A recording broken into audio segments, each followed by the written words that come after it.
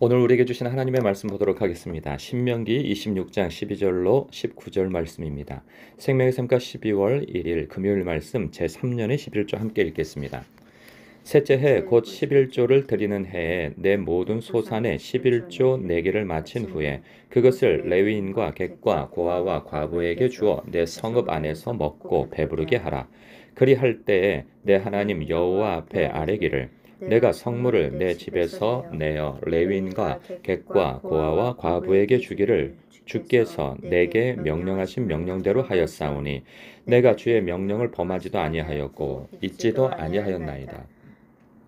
내가 애곡하는 날에 이 성물을 먹지 아니하였고 부정한 몸으로 이를 떼어두지 아니하였고 죽은 자를 위하여 이를 쓰지 아니하였고 내 하나님 여호와의 말씀을 청종하여 주께서 내게 명령하신 대로 다 행하였사오니 원하건대 주의 거룩한 처소 하늘에서 보시고 주의 백성 이스라엘에게 복을 주시며 우리 조상들에게 맹세하여 우리에게 주신 젖과 꿀이 흐르는 땅에 복을 내리소서 할지니라. 오늘 내 하나님 여호와께서 이 규례와 법도를 행하라고 내게 명령하시나니 그런즉 너는 마음을 다하고 뜻을 다하여 지켜 행하라. 내가 오늘 여호와를 내 하나님으로 인정하고 또 그 도를 행하고 그의 규례와 명령과 법도를 지키며 그의 소리를 들으라. 여호와께서도 내게 말씀하신 대로 오늘 너를 그의 보배로운 백성이 되게 하시고 그의 모든 명령을 지키라 하건하셨느니라. 그런즉 여호와께서 너를 그 지으신 모든 민족 위에 뛰어나게 하사 찬송과 명예와 영광을 삼으시고 그가 말씀하신 대로 너를 하나님 내 하나님 여호와의 성민이 되게 하시리라. 아멘. 오늘 말씀 가운데 이 13절 말씀이 특별히 이게 눈에 띈다는 생각이 들어요.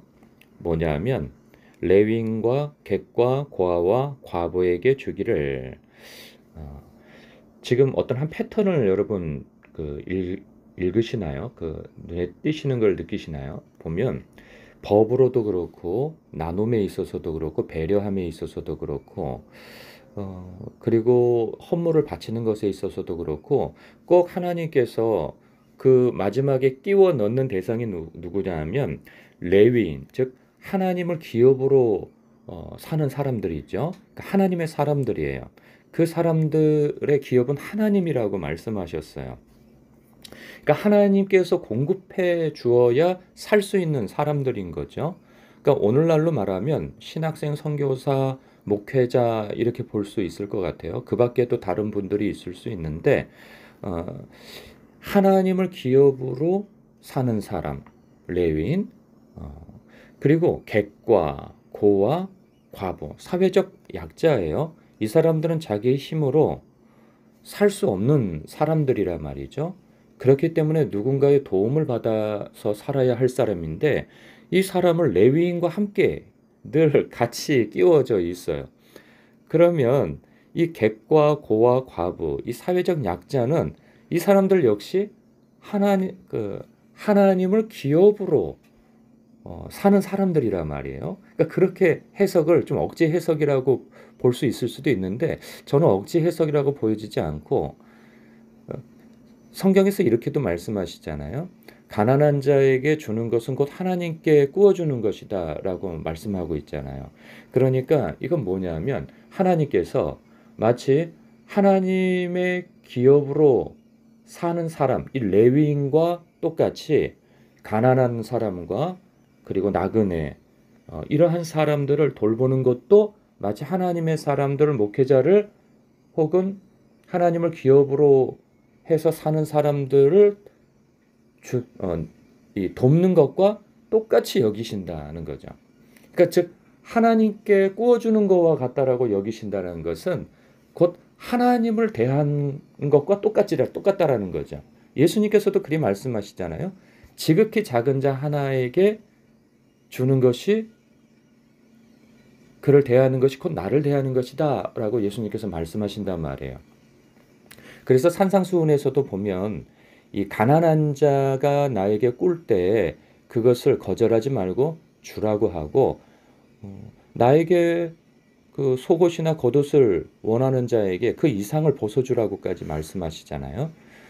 그러니까 이것은 구약에서뿐만 아니라 신약에서도 가난한 자와 그리고 하나님의 그러니까 하나님의 기업으로 사는 사람들, 그러한 사람들을 섬기고 나누고 돕고 하는 것에 있어서 이것은 해도 되고 안 해도 되는 것이 아니라 명령이라고까지 말씀하신단 말이에요. 13절에 보니까 명령하신 명령대로 하였사오니, 그러니까 명령이라는 거예요. 이것은 오늘 말씀은 11조 일부를 얘기하고 있지만 어제 말씀에서는 토지 첫 소산을 말씀하고 있어요. 그리고 그 이전에는 형벌 제도에 대해서 계대 결혼도 마찬가지죠. 무능한 여인에 대한 그 가족 공동체를 세우기 위한 배려, 뭐 이러한 생활 보호에 대한 이웃에 대한 배려, 이 모든 것들이, 그리고 뭐 법 집행에 있어서도 가난한 자라고 하여서 업신여기지 말라는 그런 말씀을 해주고 계신단 말이죠.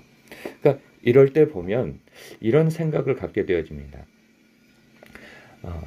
우리는 그런 생각 가질 수 있어요. 하나님이 부자시고 하나님이 모든 것을 가지신 분이시기에 하나님께서 하나님의 사람들을, 즉 뭐 목회자나 선교사나 신학생을 가난하게 두지 마시고 하나님께서 공급해 주시면 되는 거 아닙니까? 그리고 하나님께서 통치하시고 다스린다면 이 세상에 가난한 사람이 있을 이유가 무엇입니까? 하나님께서 공급하여 주시면 되는 거 아니겠습니까? 라고 우리는 반문하고 그렇게 이유를 삼을 수 있어요. 그런데 성경을 보다 보면 하나님께서 지금 명령이라고 말씀하신 데에는 이유가 있어요. 하나님의 백성들에게. 왜? 하나님께서 주셨다는 거예요. 내가 너희에게 주었다. 물질을. 그건 무엇을 의미하냐면 마치 그런 거 있잖아요. 그 예전부터 우리 옛부터 형제가 있으면 부모가 그 첫째에게 많은 유산을 물려주는 이유가 있어요. 그것은 무엇을 의미하냐면 집안의 가장이 되어주라는 거죠. 그래서 그 많은 재산을 물려받았으면 그 재산을 너 혼자 독식하지 말고 형제와 나누라는, 그 형제들을 돌보라, 이런 의미도 된단 말이죠. 물론 우리나라에서는 그 제사 제도에 대한 이유 때문에도 그렇겠지만 본질적으로는 바로 그러한 이유에서 더 유산을 물려준단 말이죠. 그런데 이게 비틀어지게 되어지면 어떻게 되어지냐면, 왜곡되어지면 내가 맞으니까 더 많이 가져야지 권리만 주장하게 되어진단 말이죠. 그런데 그 권리에 있어서는 의무가 있단 말이죠. 가족 공동체를 네가 가장이 되어져서 돌봐야 된다라고 하는 그 의미에서 더 많은 재산을 그에게 물려주는 의미가 크단 말이죠. 그러니까 그걸 배제하고 맞이기 때문에, 내가 노력했기 때문에 더 많이 재산을 가져야 된다라고만 주장한다면 이것은 왜곡된 주장이 되어지는 것이죠. 그처럼 하나님께서 하나님의 백성에게 재산을 주고, 그리고 땅을 주고, 그리고 뭐 부동산을 더 갖게 하고, 재산을 갖게 하고, 그리고 남보다 더 많은 지식을 가지고 있고 더 많은 기회를 누릴 수 있고 하는 것은 너 혼자 잘 먹고 잘 살고 그 복을 누리라 하는 의미에서 주신 것이 아니고, 내가 너에게 맡긴 것은 은사다라고 말씀하시는 거죠. 그래서 우리는 물질을, 재산을 그 복이라고만 느끼기보다는 그것을 복의 완성이 되려면 은사로 우리는 받아들여야 된다는 거예요. 뭐냐면 남들보다 더 가진 그것은 바로 은사라는 거죠. 하나님의 나라와 주님의 몸된 교회를 세워나가기 위해서 주님께서 맡겨주신 거라는 거죠. 청지기처럼. 그것은 가난한 사람에게, 약한 사람에게 나누어 주라고 하는, 나눔을 가지라고 하는 의미에 있어서도 은사적 개념인 것이죠. 그러니까 하나님은 그래서 복을 주시기 위해서 맡겨주신다는 거예요.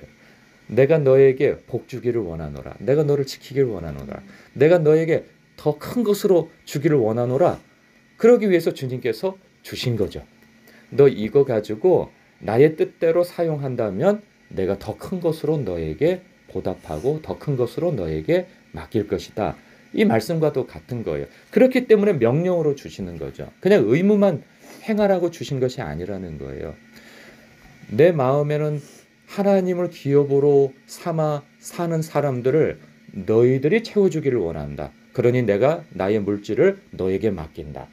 그리고 가난한 사람, 나그네, 그러한 사람들, 사회적 약자, 내 주변에 가난한 사람들, 나는 너를 통해서 그들이 필요가 채워지기를 원한다 하는 의미에서 하나님께서 주신다는 거예요. 그렇게 우리는 물질에 대한 이해를 가져야 하는 것이죠.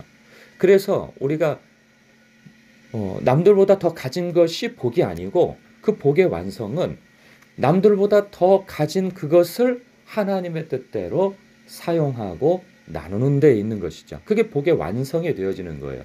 그렇게 되어질 때 선순환이 일어나게 되어지는 것이죠. 야, 내가 너에게 작은 것을 맡겼더니 네가 충성되고 참으로 신실하게 그것을 사용하는구나. 내가 너에게 더 큰 것으로 맡겨줘야 되겠구나 하는 것이 예수님이 말씀하신 그 복의 법칙인 것이죠. 선순환적 법칙이에요. 우리가 그러한 이해를 가지고 오늘 본문을 대했으면 합니다. 그래서 16절부터 19절까지의 말씀도 그런 거예요. 결론을 보면 19절에 여호와께서 너를 그 지으신 모든 민족 위에 뛰어나게 하사 찬송과 명예와 영광을 삼으시고 그가 말씀하신 대로 너를 내 하나님 여호와의 성민이 거룩한 하나님의 백성이 되게 하시려고 율법을 주셨다는 거예요. 그래서 사실 이 12장 이 19절까지의 말씀은 이제 앞에서 쭉 율법에 대한 말씀에 대한 이 결론을 지은 거예요. 이 11조 말씀에서. 그래서 앞에 있는 모든 율법을 내 백성이 거룩한 하나님의 백성이 되기 위해서 이 율법을 준 것이니 이것을 충성되게 지켜라. 이 율법과 규례를 지켜라. 그리하면 너희는 나의 거룩한 백성이 될 것이다. 하신 말씀을 주시는 거예요. 그리고 내가 너희에게 복을 더할 것이다. 말씀하시는 거란 말이죠. 그래서 우리는 이 말씀과 더불어서 기억해야 할 말씀이 하나 있는데 그 산상수훈 말씀이죠. 마태복음 7장에 있는 말씀인데 예수님이 그런 말씀을 하세요. 나더러 주여 주여 너희들은 이야기한다. 그런데 어찌하여 나의 말을 행하지는 않느냐, 지키지는 않느냐. 주여 주여 하는 자마다 다 천국에 들어가는 것이 아니고 아버지의 뜻대로 행하는 자라야 천국에 들어간다라고 말씀하신단 말이죠. 그렇습니다. 우리가 부름받은 것은 천국 백성으로서 부름받았어요.